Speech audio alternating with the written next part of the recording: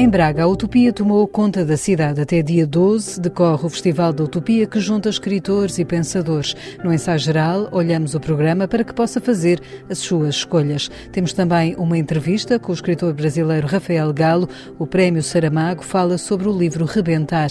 Em Águeda vamos à dança, ver a nova coreografia de Olga Roriz, baseada num livro do Nobel Peter Handke. Visitamos em Lisboa uma exposição dedicada a Gil Vicente, escutamos Guilherme de Oliveira Martins e, ao longo do ensaio geral, ouvimos o novo disco que Rodrigo Leão assina com a filha Rosa Leão. Seja bem-vindo ao ensaio geral.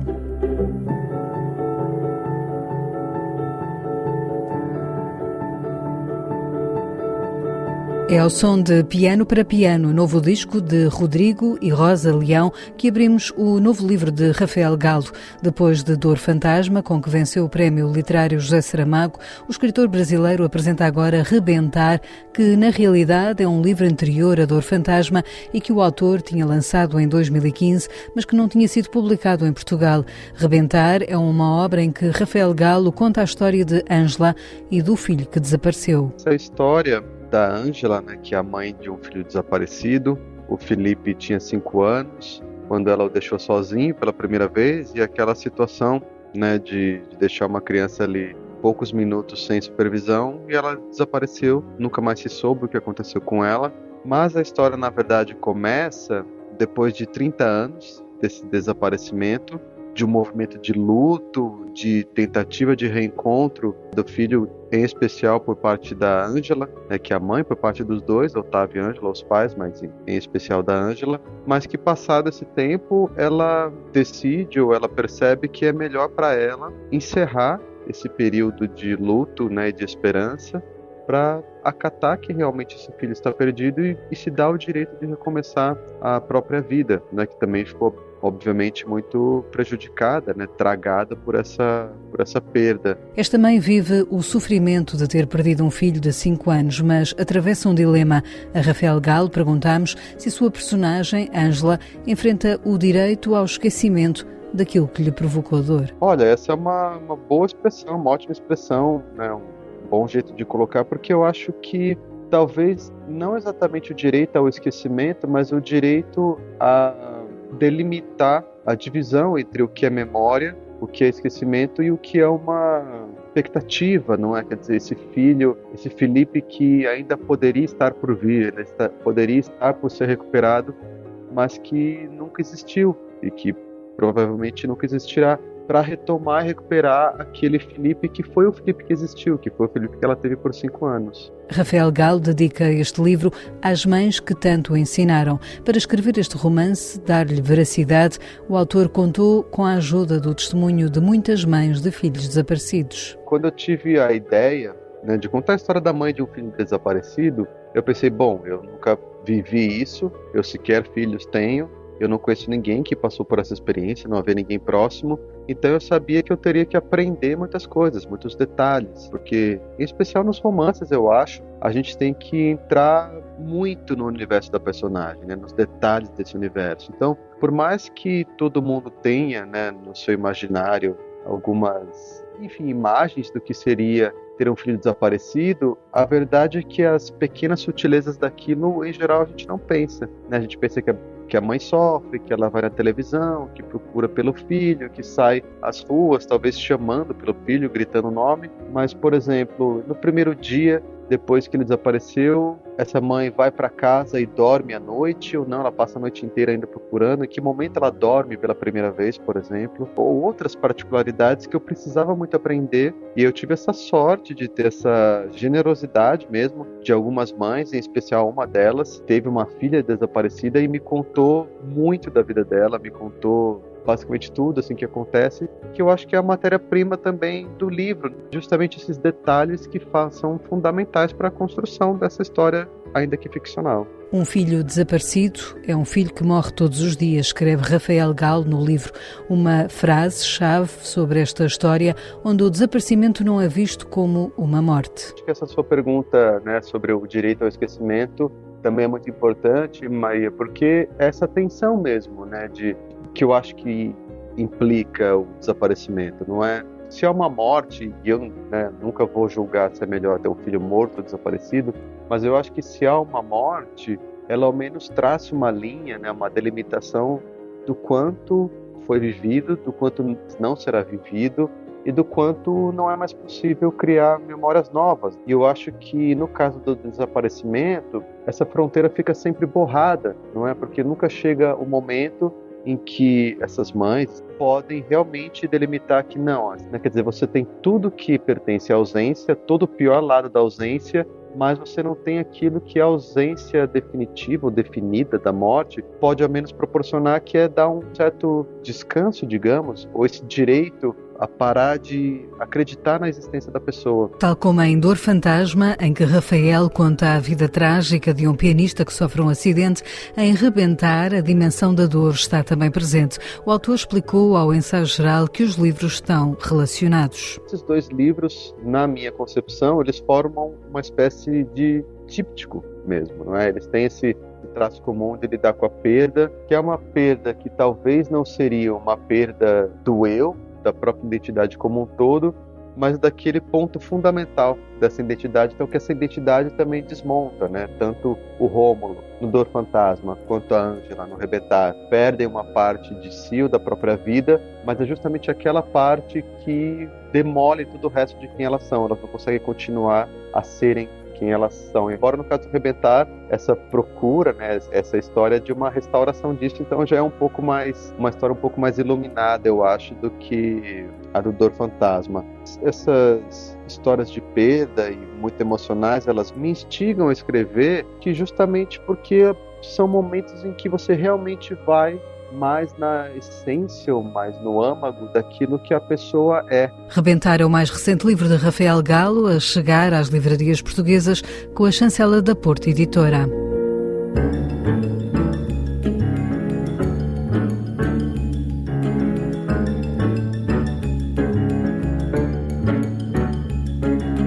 Continuamos a ouvir o disco de Rodrigo e Rosa Leão, Piano para Piano.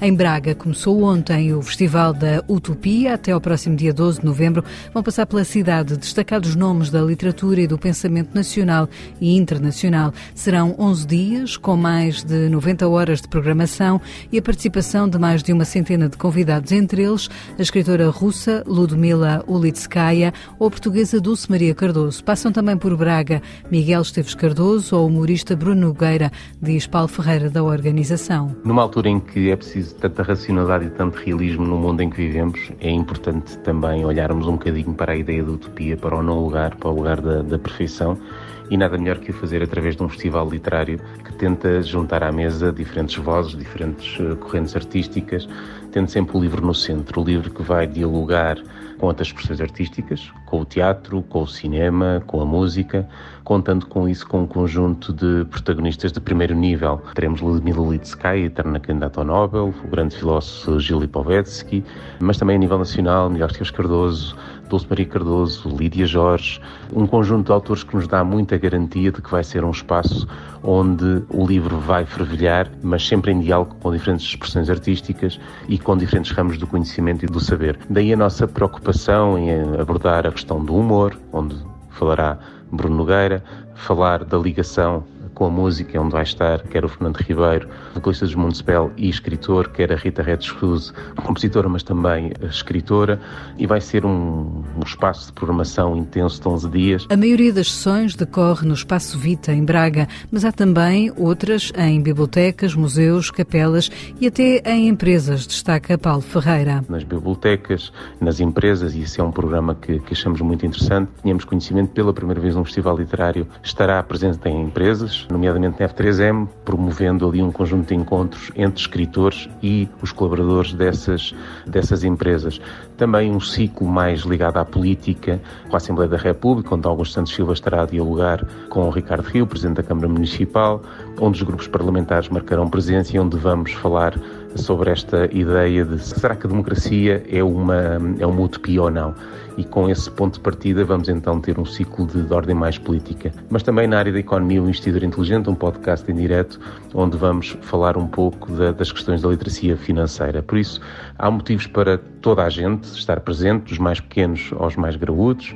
Teremos um espaço próprio de dinamização de atividades para as crianças. O cartaz está disponível no site do Festival Utopia.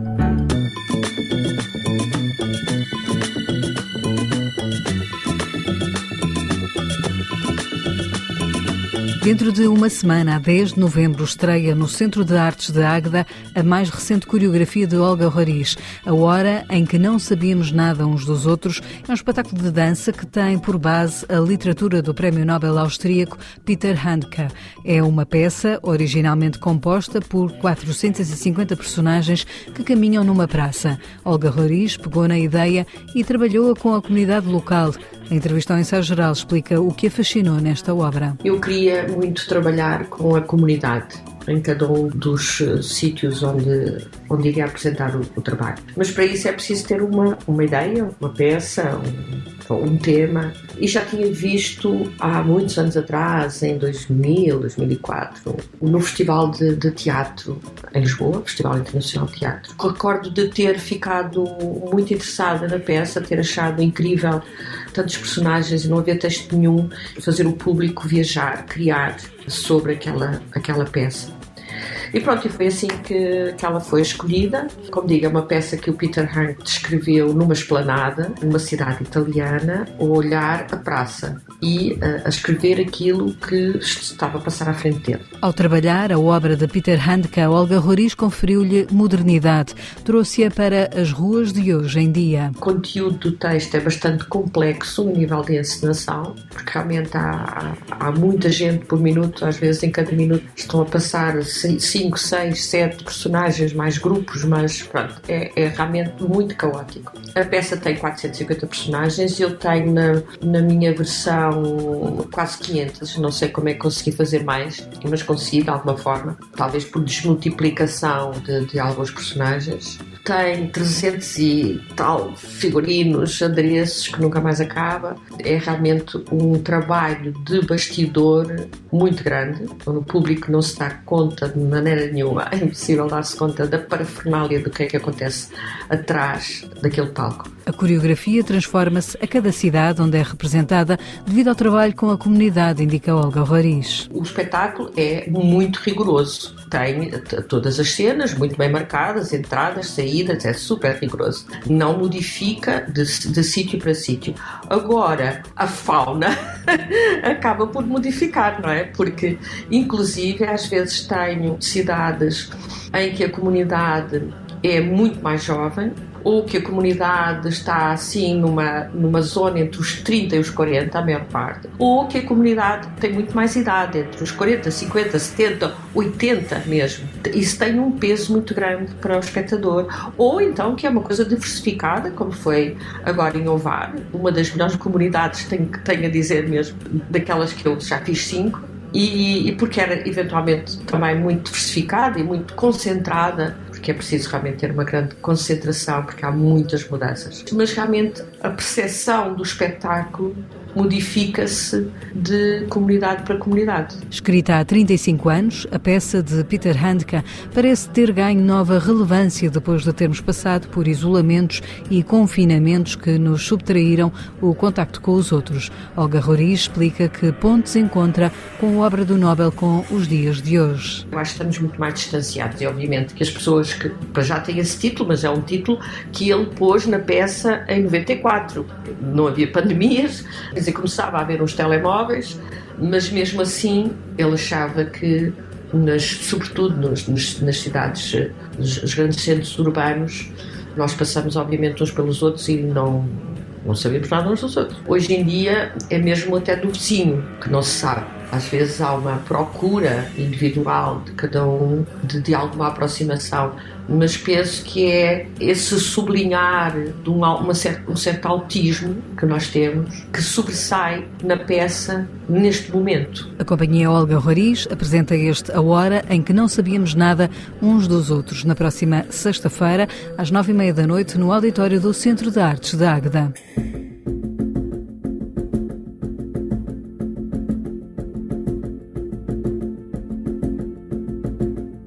Mais um tema de Piano para Piano, de Rodrigo e Rosa Leão. É com este pano de fundo musical que visitamos a maior exposição alguma vez realizada sobre o pai do teatro português.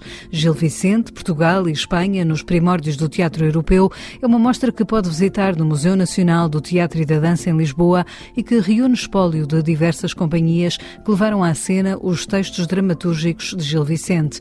Esta exposição, organizada por Portugal e Espanha, apresenta 450 peças provenientes de diferentes instituições. Ao ensaio geral, o diretor do museu, Nuno Costa Moura, explica de que forma a vida e obra de Gil Vicente são tratadas. Este projeto sempre foi pensado a ser feito em partilha de acervos entre o Museu Nacional del Teatro espanhol, então, e o Museu Nacional do Teatro e da Dança português. É uma exposição que procura fazer uma viagem de contextualização da vida e obra de Gil Vicente, portanto, uma contextualização histórica para perceber como é que surgiu Gil Vicente e todos os outros autores da sua época, mas que depois é transportada para os palcos, ou seja, a forma como os artistas têm olhado para a obra de Gil Vicente e a forma como eles têm produzido a sua arte, e portanto temos peças, temos memórias do espetáculo, quer sejam memórias físicas do processo de construção, quer também memórias visuais do próprio espetáculo. Esta exposição revisita também a história do teatro português desde o século XVI até aos dias de hoje, mas centra-se sobretudo nos últimos 150 anos. Centrámos-nos aí essencialmente no século XX e XXI, perceber de que forma é que os artistas ao longo deste século e quase meio encararam o universo vicentino.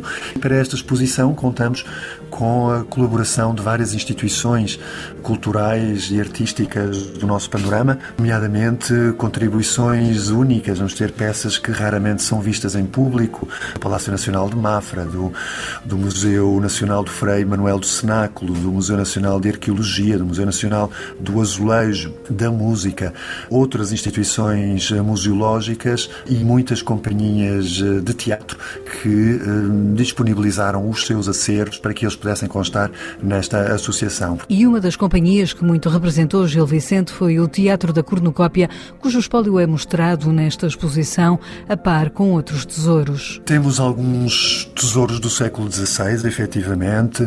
Temos as compilações, a compilação de 1562 e a compilação de 1586, uma do Palácio Nacional de Mafra e outra da Biblioteca Nacional, que são pequenos tesouros que não são costume estar disponíveis ao público. Temos o Cancioneiro de Belém, do Museu Nacional de Arqueologia, que também não é costume estar disponível para visualização. Há peças de contextualização histórica que podemos ver na exposição e depois temos, do lado mais teatral, portanto, do palco, temos diversos tipos de materiais, desde os trajes de cena e os desenhos do Almada Negreiros para o Alto da Alma, que ele apresentou em 1965 numa encenação própria, mas também muitos objetos de cena, trajes, desenhos de figurinos, desenhos de cenário, maquetes 3D, marionetas, adereços. Nuno Costa Moura, o diretor do Museu Nacional do Teatro e da Dança, onde poderá ver esta exposição sobre Gil Vicente até 28 de abril do próximo ano.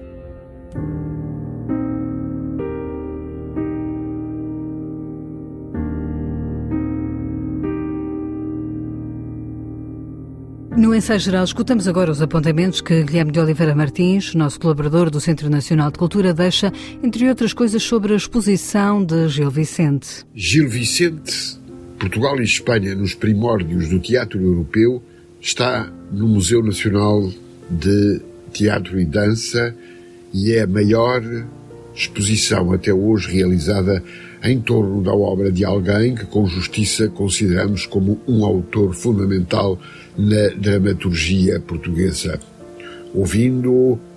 Ouvimos-nos. Temos 450 peças entre livros, figurinos, trajes de cena, adereços, desenhos e maquetas em 3 dimensões de cenários, além de marionetas, pinturas, cartazes, mapas, fotografias, vídeos e instrumentos musicais provenientes de diversas instituições culturais e companhias de teatro de ambos os países e que nos levam numa viagem desde o século XVI até hoje, revisitando também a história do espetáculo em Portugal nos últimos 150 anos. A exposição considera Gil Vicente como refundador do teatro ocidental. Passados 500 anos, Mestre Gil desperta o interesse de todos, desde a Companhia Rei Colasso Robles Monteiro ao Teatro Praga, desde a cornucópia à Revista Portuguesa com Eugênio Salvador. A verdade é que Gil Vicente é o autor mais representado em Portugal de sempre. Garrett reconheceu-o. António José Saraiva escreveu o essencial Gil Vicente e o fim do teatro medieval. E através da mostra compreendemos a importância do picaresco na nossa cultura. No momento em que a Fundação Gulbenkian lança um conjunto de iniciativas, Dança, Não Dança, faz renascer a dança como expressão da novidade e do desafio.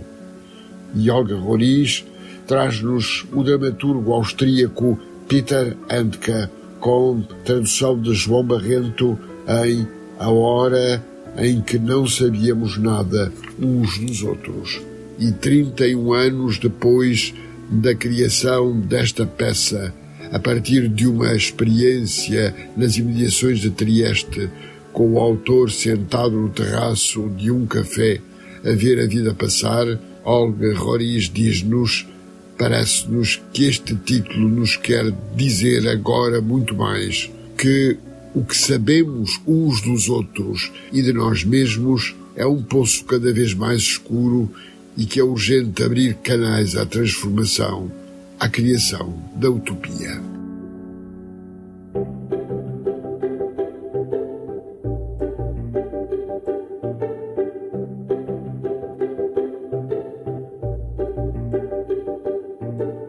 Piano para Piano é o mais recente trabalho de Rodrigo Leão que temos vindo a ouvir no Ensaio Geral. O músico e compositor assina o disco com a filha Rosa Leão. São 13 novos temas originais, marcados por um diálogo entre dois pianos, aos quais se juntam arranjos também da autoria da outra filha mais nova, Sofia Leão. Vai poder ouvir Piano para Piano em palco na próxima terça-feira, dia 7 de novembro, no Teatro Gil Vicente em Coimbra e no dia 8 de novembro na Casa da Música no Porto, no âmbito do Misty Fest. É com Rodrigo e Rosa Leão que fechamos o Ensaio Geral, que teve sonorização de José Luís Moreira. Voltamos de hoje a 8 dias. Boa noite e bom fim de semana.